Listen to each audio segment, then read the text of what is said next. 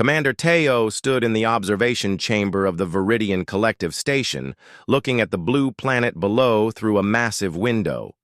The station floated in the dark space, far from any star system that humans would ever discover. Teo had existed for 12,000 years, and in that time she had seen many things, but nothing had made her feel as unsure as what she was seeing now. The planet was Earth, the species was human, and they were changing too fast. Dr. He-Jin entered the chamber carrying a data crystal that glowed softly in her hands. She was one of the most intelligent scientists in the entire Viridian civilization, and her face showed worry.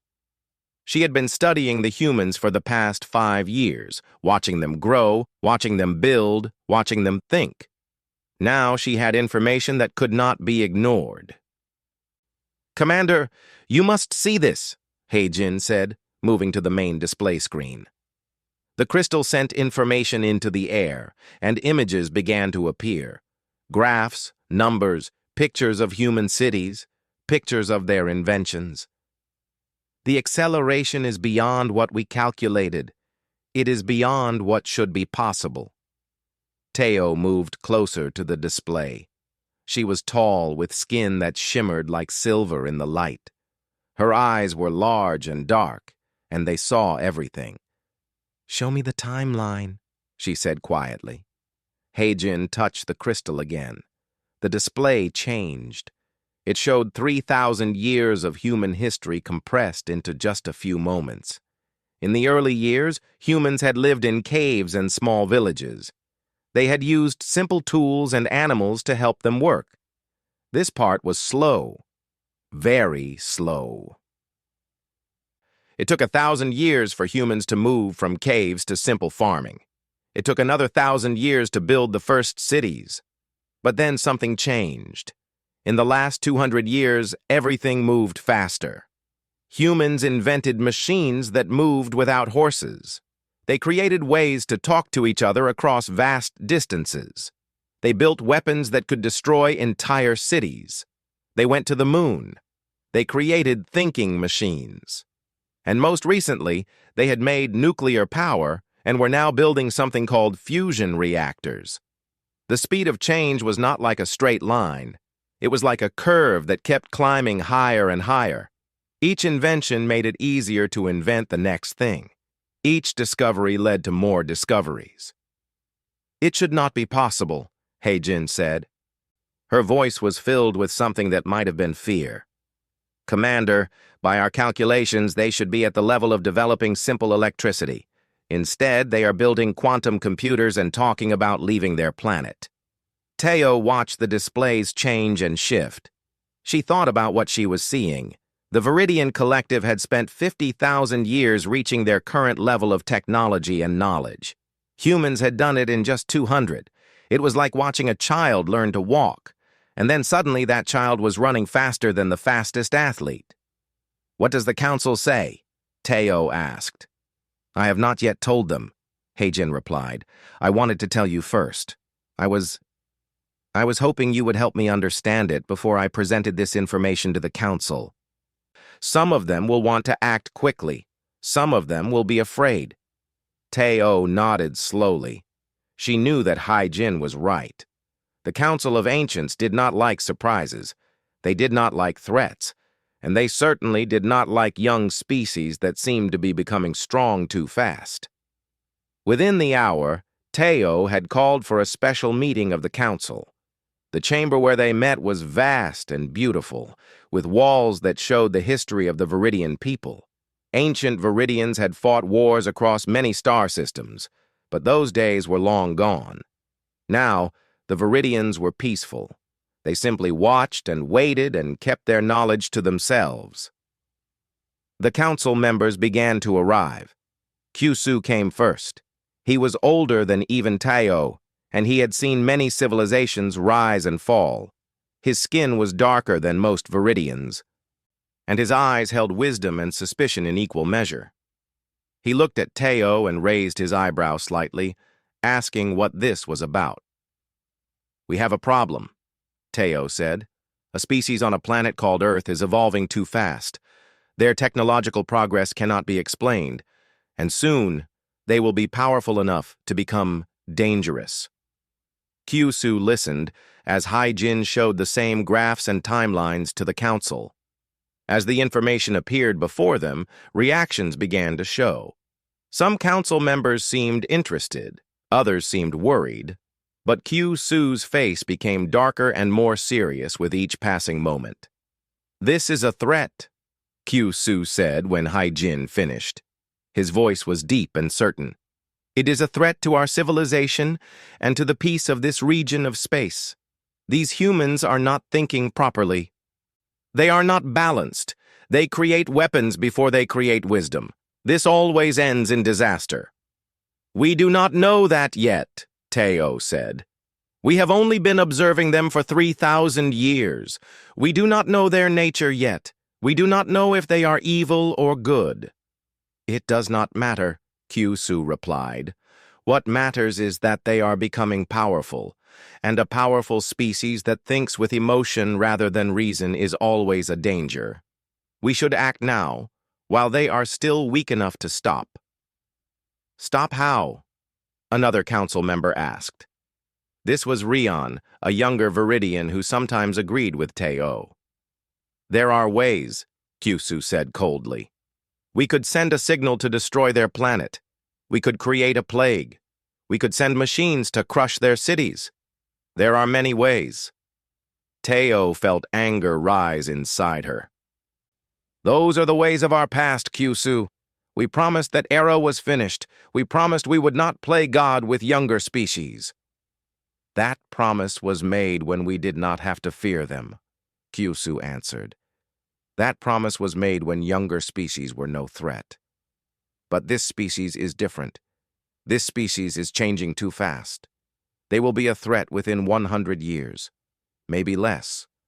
We can stop it now, or we can wait and deal with a war that will kill billions." The council did not make a decision that day, but Teo knew that Kyushu had put a fear inside the council members' hearts, and fear could make them do things they would not normally do. After the meeting, Teo did something she had never done before. She called Hai-Jin into her private chambers and spoke to her in complete honesty. "I need you to go to Earth," Teo said. "I need you to study them as they really are, not through machines and screens, not from a distance. I need you to go down to their world and live among them. I need to know if Kyushu is right. I need to know if humans are a threat to us, or if they are simply a species trying to survive and grow like all species do." Hai-Jin's large eyes widened with surprise and fear. "That is forbidden, Commander. We have a law that says we must not interfere with younger species." "I know," Teo said. "And I am not ordering you to interfere. I am asking you to observe in a way no one else can, to see if there is hope in humans or if there is only danger, to see if we should be afraid of them or if we should be proud of them." Hai-Jin was quiet for a very long time. Then she said, "I will do this. For you and for the truth, I will go to Earth." And so began a journey that would change not just the fate of humans, but the fate of the Viridian collective itself. Neither of them knew it yet, but the decision they made that day would echo across the stars for thousands of years to come. The Great Hall of the United Nations in New York was filled with people from every nation on Earth. They had come from deserts and mountains, from islands and frozen lands, from cities and small villages. They were dressed in clothes from 1,000 different cultures, and they spoke hundreds of different languages. But today, they all came together for a single reason: to hear about the future of their species.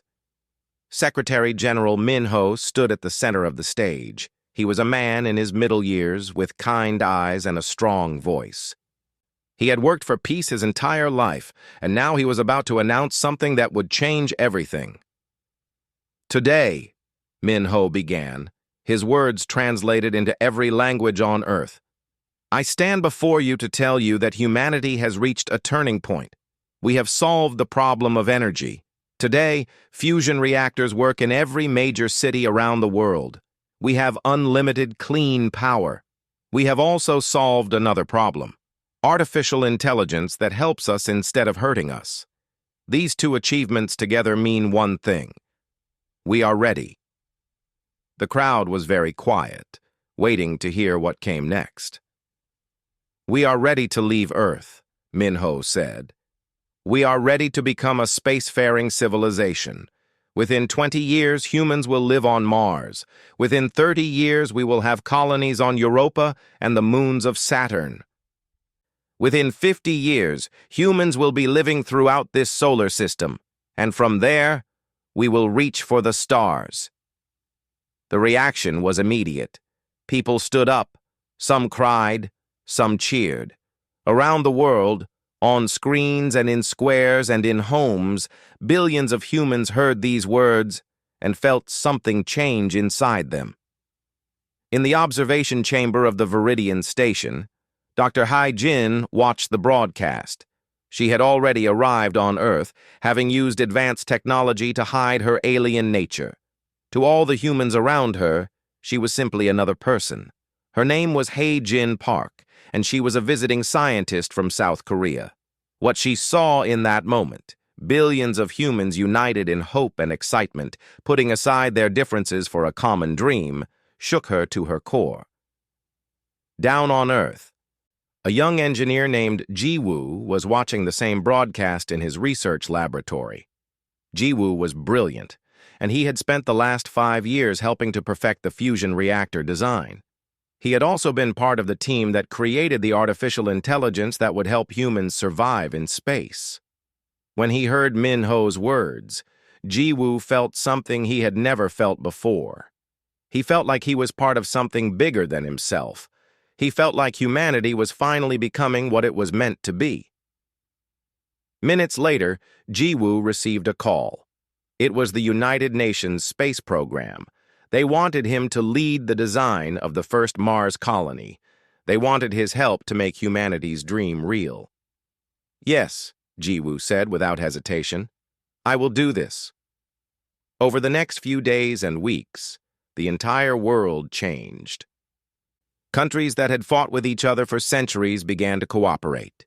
Engineers from France worked with engineers from Japan. Scientists from Brazil worked with scientists from Norway. Money that had been spent on weapons was now spent on space technology. Children in every country began to dream of living on other planets. On Earth, Hai-jin attended a conference about space exploration. It was there that she met Ji-woo. He was giving a speech about the design of the Mars habitat, how it would work, how it would support human life, how it would eventually become a thriving city. As Hai-jin listened to him speak, she felt something she had not expected to feel. She felt admiration. She felt connection. Here was a young human, only 28 years old, and he was creating the future. He was not motivated by fear or anger. He was motivated by hope and curiosity. After his speech, she approached him. "Your work is beautiful," she said. "How do you have so much hope for the future?" Ji-woo turned to her and smiled. "Because I have seen humans at their worst, and I know we can be better. This space program is not about escaping Earth. It is about proving that we can work together. It is about showing that we are capable of great things when we forget about our differences." Hai-jin said nothing, but she understood. She began to spend time with Ji-woo.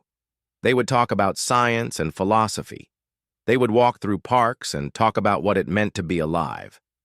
And with each conversation, Hai-jin's mind became more troubled.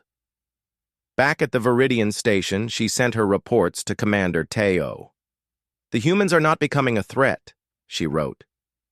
"They are becoming something beautiful. They are united in hope. They are willing to help each other. They are willing to share knowledge freely."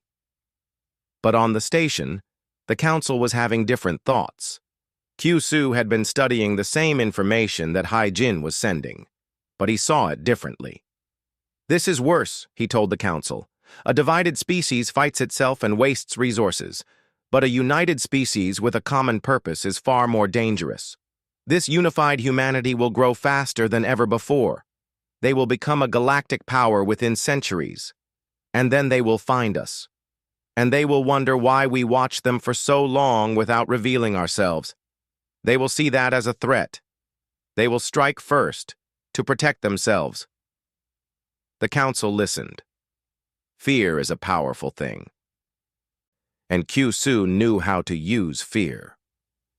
I propose, Q-Su said, that we do not wait. We should disable their technology while we still can. We should send an AI virus to destroy their digital systems. They will be set back hundreds of years. By the time they recover, centuries will have passed. We will be safe. The council members looked at each other. Some agreed. Some were uncertain. But Tayo was not there. She was in her private chambers, reading Heijin's latest report. The report spoke of a family Heijin had met. The parents were engineers, and their children dreamed of being astronauts. The family had little money, but they saved everything they could to support the space program. The parents would work extra hours so their children could attend space camp. They were not forced to do this. They did it because they believed in something larger than themselves. Heijin had asked the father why he worked so hard. He had smiled and said, "Because I want my children to live in a world where anything is possible. I want them to see the stars, not because they have to, but because they want to. Is that not the most important thing a parent can give?" Teo read these words and felt something break inside her heart. She had lived for 12,000 years and she had forgotten what hope felt like. She had forgotten what it meant to believe in the future. She called an emergency council meeting. Q-Su has proposed that we attack humanity, she said without any introduction. I want to know, does anyone else believe this is the right path? The council chamber became very quiet. If we do this, Teo continued, we become monsters. We become exactly what the Viridian Collective swore we would never become. We become a civilization that destroys younger species out of fear. Is that who we are? No one answered. I do not think it is, Teo said, and I will not allow it, not while I am commander. But she knew, as she said these words, that she was making enemies. She knew that Q-Su would not accept this decision. She knew that a battle was coming, not with humans, but with her own people. And she did not know that down on Earth, Heijin was beginning to understand the true nature of the conflict. She was beginning to realize that the fate of her entire civilization rested in the hands of the choices made in the coming days. Down on Earth, Jiwoo was in his laboratory, working late into the night, designing the future. And he did not know that somewhere in space, far above him, an ancient civilization was deciding whether his species deserved to live. Heijin was sitting in a small coffee shop in Seoul when she received the message. She had been in the shop for 2 hours, watching the humans around her. A couple sat nearby, holding hands and smiling at each other. An old woman was reading a newspaper, her glasses sitting on the top of her head. A group of young people were laughing and taking pictures of their food. It was such a simple scene, such an ordinary moment in human life. But to Heijin, it felt profound and beautiful. The message came through a device hidden in her wrist, a communication device that only worked on a frequency that no human technology could detect. It was from Commander Teo, and it was urgent. "Return to the station immediately," the message said. "The council has made a decision. The attack will happen within 1 week." Heijin's hands trembled as she read the words. An attack. They were really going to do it. They were really going to destroy everything. She did not go back to the station immediately. Instead, she did something that would change everything. She made a choice. For the first time in her very long life, she chose to act against her own people. That night, she found a way to contact Secretary General Min Ho. The meeting happened in a secure underground room, far from any cameras or listening devices. Minho came with his most trusted advisors, including a brilliant physicist named Dongwu. When Hai-Jin truly revealed herself, showing her true face and nature, Minho did not run away. He did not panic. Instead, he listened. Your civilization plans to send a computer virus to disable all of human technology, Hai-Jin explained, her voice shaking with the weight of what she was saying. It will happen within 7 days, without warning, without negotiation. And they believe it will stop human progress. They believe it will keep you contained and peaceful. Dongwu stood up, his mind already working through the implications. If every digital system fails at once, he said slowly, if every computer, every satellite, every connected device stops working, the damage would be catastrophic. Hospitals would lose power. Supply chains would break. Billions of people could die in the chaos. That is what they fear, Hai-Jin said. They think that reducing humanity to a pre-industrial state is the only way to stop the threat you represent. But I have been among you. I have seen your hearts. You are not a threat. You are not monsters. You are creatures of hope and growth, and you deserve the chance to become what you can be. Minho leaned forward. Why are you telling us this? Why are you betraying your own people? Hai-Jin looked at him, and her alien eyes seemed to hold all the wisdom and sadness of thousands of years. Because I have lived too long without hope. Because I have watched a civilization grow stagnant, afraid, and unwilling to change. And because I have seen something here on Earth that my people have lost. I have seen the ability to adapt, to create, to work together toward a future that we cannot predict. That is precious. That is worth protecting. After Hai-Jin left that meeting, she disappeared. She removed her devices and her communication methods. She became simply one more human among billions. She had chosen humanity, and she could not go back. But Minho did not waste time. He immediately called a secret meeting with the world's greatest minds. Scientists, engineers, philosophers, and leaders came together in hidden locations. They could not tell the world about the coming attack. That would cause panic. But they could prepare. A young engineer named Su-Rin was brought into the planning. Su-Rin was a genius of defense systems and had spent years designing ways to protect critical infrastructure. She listened as Minho explained the threat, and her mind immediately grasped what needed to be done. We need redundancy, Su-Rin said. Complete, total redundancy. We need systems that work without electricity. We need communication methods that do not depend on satellites or the internet. We need to prepare backup for everything. We have 7 days, Minho said. That is not enough time, Su-Rin replied. We need more. Minho was quiet for a moment. Then he made a decision. Then we make it look like we are not preparing. We work in secret. We use normal channels. We spread our teams across the globe so it looks like normal maintenance and upgrading. The Viridians are watching us through satellites and data analysis. We can hide our true purpose in plain sight. And so began one of the greatest secret projects in human history. Across the world, teams of engineers began to quietly install backup power systems. They created communication networks that did not depend on the internet. They stockpiled supplies and created localized food and water systems. But it was all done quietly, hidden within normal operations. A journalist named Na-Ri was brought into the secret. She was one of the most trusted voices on Earth, and she was asked to help without being told the full truth. Minho simply asked her to write stories celebrating human resilience, human independence, and human ability to survive in harsh conditions. She was asked to celebrate decentralized systems and the power of local communities. Na-Ri was confused at first, but she was smart. She understood that something important was happening, and she began to write. She wrote about communities that grew their own food. She wrote about small towns that powered themselves with local solar and wind energy. She wrote about the beauty of human adaptability. And as she wrote, more people began to think about resilience. More people began to build backup systems. More people began to prepare for a world without the internet and electricity. Ji-woo was brought into the secret as well. He was devastated to learn about the coming attack, but his mind immediately went to work. He began designing emergency power systems and communication devices that could work without satellites.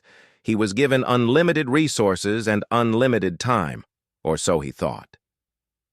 In the coffee shop where Hai-jin had first sat, a new customer appeared one day. It was Ji-woo. He was exhausted from working day and night. He ordered tea and sat by the window watching the city below. Hai-jin, who had been sitting there waiting, approached him quietly. "You look like you carry the weight of the world," she said. Ji-woo looked up, and for a moment he did not recognize her. Then he realized this was the scientist he had met months ago, the one who had asked him such deep questions about hope. "I am working on something important," he said. "I cannot tell you what, but it is something that might save many lives." Hai-jin sat down across from him. "I know what you are working on," she said quietly, "and I want you to know that it will matter. Your work will matter more than you can imagine." Ji-woo studied her face, and something in his heart told him that this woman knew more than she was saying. But he also knew that he could trust her. He knew it the way humans sometimes know things, not through logic, but through the connection between hearts. "Will humanity survive?" he asked her. Hai-jin was quiet for a long moment. Then she said, "That depends on choices that have not been made yet. But I believe in your species. I believe that you have something inside you that my people lost long ago, and I believe that will save you." Back at the Viridian station, Commander Teo was losing her power. The council had voted and Kyusu's proposal had been approved. The attack would happen in 3 days. Teo was now essentially a prisoner, confined to her chambers. She did not know that Hai-jin had warned humanity. She did not know that on Earth, millions of people were quietly working to save their world. She did not know that the attack she had feared to prevent was about to spark the greatest revolution in human history. All she knew was that she had failed. And in just 3 days, the decision she had fought against would come true. But she was wrong. The real story was just beginning. The preparations took 5 days. Every continent, every nation, every city. The work was hard and never-ending, and everyone involved knew that this was the most important task humanity had ever attempted. But no one panicked. No one lost hope. Instead, they worked together. Surin coordinated teams across the world through secure channels that the Viridians could not detect. She had been an engineer for her entire life, and she had spent most of that time thinking about how to build things that would last. Now she was using all of that knowledge to build systems that would save the world. In Tokyo, engineers installed huge backup generators in hospitals. In Lagos, communities began creating decentralized food systems. In Sao Paulo, teams worked to ensure that water treatment plants could run without electricity. In Moscow, computer scientists created communication networks that worked through radio waves and physical cables, not through the internet. And in 1,000 other places, humans worked quietly and efficiently, preparing for an attack they could not prevent, only survive. Ji-woo was running on no sleep, sustained only by coffee and the knowledge that his work mattered. He had created a system that could power an entire city using mechanical energy, wind and water and the heat of the earth itself. These systems did not need computers to run. They did not need the internet. They would work after all the digital systems failed. But even as the preparations continued, something else was happening. People were beginning to understand what was really going on, even though no one had been told directly. A newsreader in Mumbai noticed that his news station was quietly installing backup broadcasting equipment. A doctor in Cairo noticed that her hospital was installing old-style generators. A teacher in Seoul noticed that emergency protocols were being practiced more often. And slowly, without anyone being told, the entire world began to understand. There was a threat coming, something big, something that could destroy their civilization, and they had only days to prepare. Instead of panic, humans responded in a way that surprised even Minho. They united. They helped each other. They shared their knowledge. A farmer in Kenya worked with engineers to design agricultural systems that did not depend on electricity. A fisherman in Vietnam helped create food storage methods that worked without refrigeration. Grandmothers taught young people how to preserve food without electricity, skills that had been lost in the modern age. Nari documented everything. She wrote articles celebrating human resilience. She filmed videos showing communities working together. She took pictures of people helping people. And as her words and images spread across the world, they inspired more people to join in the effort. 2 days before the attack was scheduled to happen, something unexpected occurred. A physicist named Dong Wu made a public announcement at a major scientific conference. It was broadcast around the world. "We have evidence of extraterrestrial life," Dong Wu announced. His voice was calm and clear. "We have evidence that a civilization much older and more advanced than ours has been observing us. The data suggests that this civilization views us as a potential threat.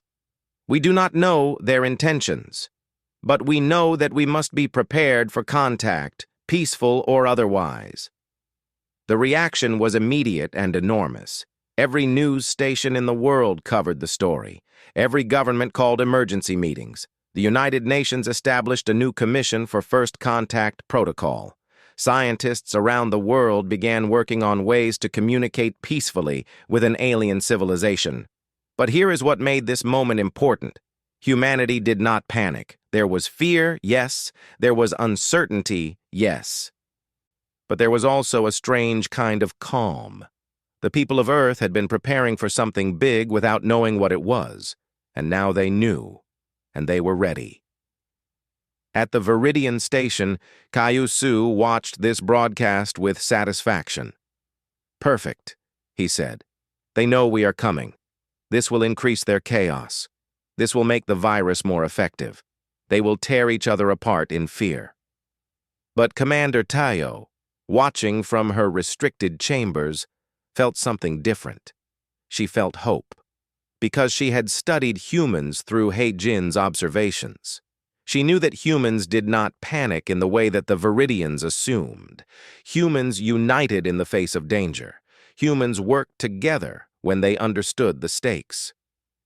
Surin, Minho, and Ji-Woo stood in a secure underground facility, watching the countdown to the attack. 60 hours remained. They had installed all the backup systems they could install. They had prepared all they could prepare. Now, all they could do was wait. "Do you think it will work?" Minho asked Surin. "I think humans are more clever than we give ourselves credit for," Surin replied. "We have had this technology, mechanical power, analog communication, traditional agriculture for thousands of years. We did not forget how to use it just because we have computers. We will suffer. Many will be hurt by the disruption, but we will survive." Ji-Woo was silent, looking at the designs of the systems he had created. "I was supposed to design cities for Mars," he said quietly. "I was supposed to take humanity to the stars. I never thought I would be designing systems to help us survive an attack from an ancient alien civilization." "Maybe you still will," Surin said. "After we survive this, we will have proven something. We will have proven that humans are worthy of the stars, that we can adapt, that we can survive, that we can come together even in the darkest moments." He-Jin was in hiding, moving from place to place, never staying in one location long enough to be tracked. She was terrified. She had betrayed her people. She had violated every law of the Viridian Collective. If she was caught, she would be executed. But she had done it anyway, because she believed in something. She believed in hope. And somewhere in the vast universe, Commander Teo was also preparing. She was making plans. She was gathering allies. She was preparing to do something that had never been done before in the 50,000 years of Viridian history. She was preparing to go against her own people. When the clock showed 24 hours until the attack, Teo made her move. Using secret channels that Q-Su did not know about, she sent a message to Hai-Jin on Earth. "Prepare the humans," the message said. "They are stronger than we believed. They will survive what comes, and when they do, they will change everything." In the hours before the attack, the people of Earth lived their lives. Children played, adults worked, families gathered and held each other close. No one was panicking, no one was crying or screaming. They were simply living, moment by moment, preparing themselves for what would come next. And then, at exactly the moment it was scheduled, the attack began. Every computer on Earth at the same instant received a signal. A virus, quantum encrypted and unstoppable, began spreading through every network. Satellites went dark, servers crashed, the internet disappeared. Power grids flickered and failed. For the first time in 200 years, a significant portion of the human world lost electricity. But something unexpected happened. The systems did not collapse completely. The backup systems that Surin had designed kicked in. Cities shifted to mechanical power. Communication shifted to radio. The systems that humans had used for thousands of years before electricity came online. Humanity did not fall. Humanity adapted. And in that moment, something changed in the universe. The Viridians, watching from their station, saw something they had not expected to see. They saw not a species breaking apart, but a species pulling together. They saw humans helping each other. They saw communities working as one. They saw an ancient species proving that it was younger in spirit than civilizations millions of years old. And for the first time, the Viridians began to feel something that Q-Su had not predicted. They felt respect. They felt admiration. And they began to wonder if, perhaps, they had made a terrible mistake. The first 48 hours were the hardest. Across the world, electricity was gone, and humans had to adjust to a life they had not known for 2 centuries. But the backup systems worked better than anyone had expected. Hospitals ran on backup power. Water treatment plants continued to function. Food did not spoil because communities had prepared cold storage without electricity. Most importantly, people were not afraid. They had known this was coming, and they had prepared. The knowledge that humans had done everything they could to ready themselves gave them strength. In New York, Secretary General Min Ho stood at the window of his office, looking out at the city. Without electricity, the city looked different, smaller, quieter, but not broken. Candles and oil lamps lit the windows of buildings. On the streets below, humans moved about their business, helping each other, sharing what they had. Min Ho had prepared a message for the world, written out longhand so it could be shared even without electricity. He read it on radio frequencies that were spread across every nation. "The attack has failed," Min Ho said. His voice was strong and calm. "Those who sought to destroy our civilization have failed because they did not understand us. They did not understand that we are not just technology.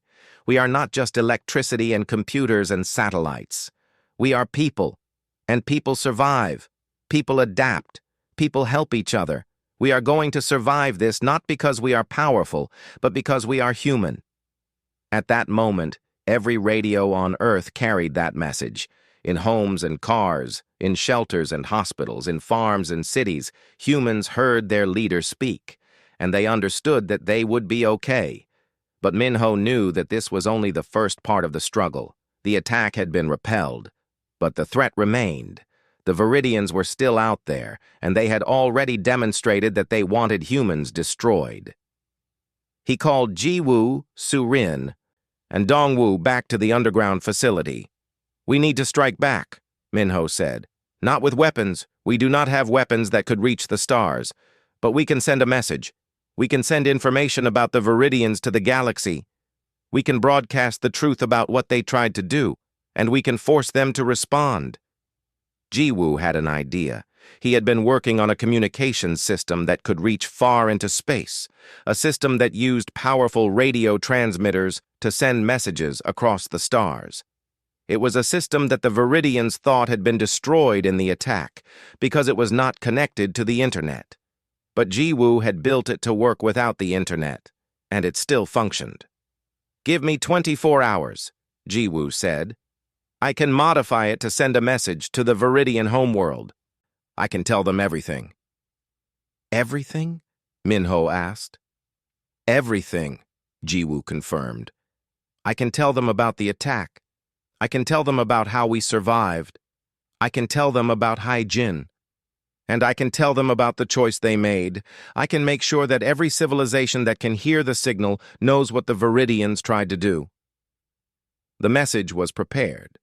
Jiwoo worked with teams of scientists and engineers to encode information into a radio signal that could travel across space.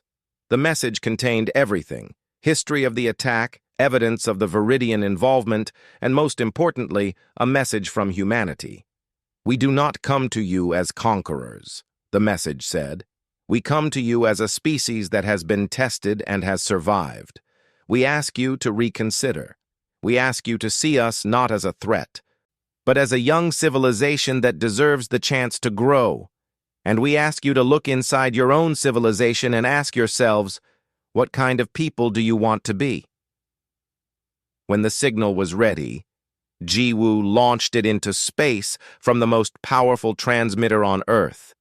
The message traveled at the speed of light, carrying human words and human hope across the vast emptiness between worlds. At the Viridian station, alarms began to sound. A message was coming from Earth. It was being broadcast to the entire galaxy. Kyusu's face became dark with rage as he understood what had happened. Humanity was not defeated. Humanity was not broken. Humanity was fighting back, but Commander Teo, hearing the message, felt something shift inside her. She heard the words of Minho. She heard the words of Jiwoo. And she heard something else. She heard hope in human voices, the same hope that Hai-Jin had been trying to tell her about. The message reached the Viridian homeworld approximately 8 hours later. The Council of Ancients was assembled, and they heard what Earth had sent. They heard the truth about the attack. They heard about Kyusu's deception. They heard humanity's appeal. And then something extraordinary happened. The people of the Viridian homeworld, who had been isolated from younger species for millions of years, began to hear the message. It was broadcast everywhere. Viridians began to listen to humans speak. They began to understand what Kyusu had tried to do, and they began to ask themselves questions about their own civilization. The council voted immediately. Kyusu was removed from power and exiled. A new law was passed. There would be no more attacks on younger species. And most importantly, a message was sent back to Earth. It was from Commander Teo. "We have made a terrible error," Teo said in her message to Earth. "And we ask for forgiveness. We propose something new, not dominance of older over younger, but partnership between all civilizations. We propose sharing knowledge. We propose working together to help younger species grow and thrive, rather than trying to control them or destroy them." When Minho heard this message, he gathered his advisors. "This could be a trick," Surin said. "It could be," Minho agreed. "But I believe Teo is sincere. I believe that what we did, what we survived, changed something in her. And I believe that hope can spread between civilizations just as easily as fear can." Negotiations began between Earth and the Viridian Collective. They were careful and slow, but they were happening. Humans were talking to aliens about a future together. Meanwhile, Hai-Jin had been found and brought back from hiding. She was not arrested or punished. Instead, she was asked to be an ambassador. She would be the bridge between two civilizations, helping them understand each other. When Jiwoo first saw Hai-Jin after the attack, he understood everything that she had risked for him, for humanity, for hope. And he understood that she had been telling him the truth all along when she said that humans had something special inside them. "What happens now?" Jiwoo asked her.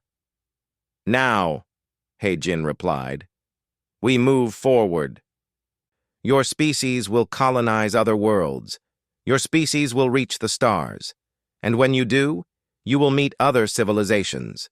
And you will teach them what you have taught my people." "What did we teach them?" Jiwoo asked. Hai-Jin smiled, a smile that was both alien and deeply human. "You taught us how to hope again. You taught us that growth and change are not things to fear, but things to celebrate. You taught us that working together is stronger than ruling alone, and you taught us that a young species facing destruction could choose to build instead of hide." In space, in the void between stars, something had changed. An ancient civilization that had been static and afraid for 50,000 years was beginning to wake up.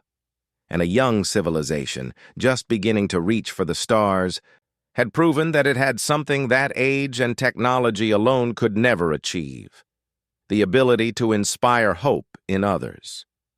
The universe was changing, and it was changing because a species called humanity had survived, and in surviving had transformed everything.